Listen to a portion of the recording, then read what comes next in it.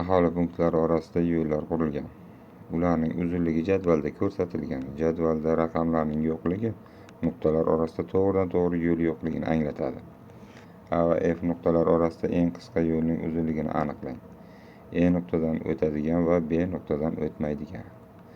Siz faqat ko'rsatilgan yo'nalishlar bo'ylab harakat qilishingiz mumkin ekan. Demak, aytyapti bizga eng qisqa yo'lning uzunligini aniqlang deyapti va E nuqtadan o'tadigan va B nuqtadan o'tmaydigan. Demak, biz B nuqtadan o'tmasligimiz kerak ekan. Mana bu nuqtalarga biz kelmaymiz. B nuqtaga. B nuqtalarga biz kelmaymiz. Harakat qilmaymiz biz. Biza o'tadigan yo'limiz E nuqta bo'lishi kerak. Mana E nuqtadan harakatlanishimiz kerak. Mana E nuqta. E nuqta orqali demak o'tishimiz kerak bo'lar ekan. Harakatni boshladik. A'dan D'ga kelamiz. A'dan D'ga kelamiz. Mana D. 8. D'dan to'g'ri qaysiga o'tsak bo'ladi? Mana E'ga o'tsak bo'lar ekan. Mana bu yerda bor mana E.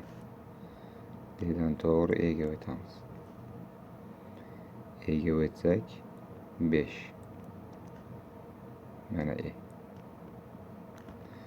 Endi E'dan to'g'ri F'ga o'tib bilamiz mana.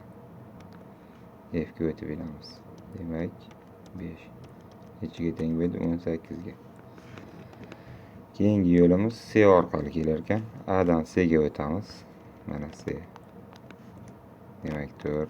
Shuni rangini o'zgartirib adashmaymiz. Mana shu rangni olaylik. Demak mana C'ga keldik.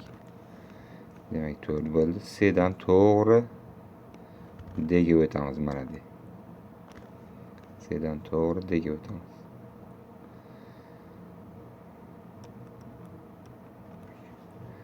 Demak, C'dan D'ga o'tdik. D'dan E'ga o'tishimiz kerak. D'dan E'ga. D'dan E'ga o'tadigan bo'lsak, yana shu yerda mana shu yo'limizga kelamiz. Mana D'dan E'ga o'tamiz. D'dan E'ga o'tdik. Demak 5. E'dan yana F'ga o'tamiz. Yana 5. Teng bo'ladi 17. Demak, bizning javobimiz 17 ekan. Eng qisqa yo'limiz shu.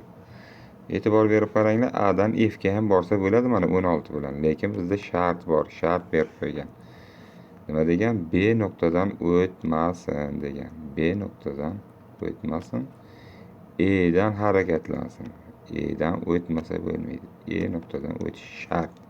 Mana shu shartga e'tibor berishimiz kerak. Natija 17.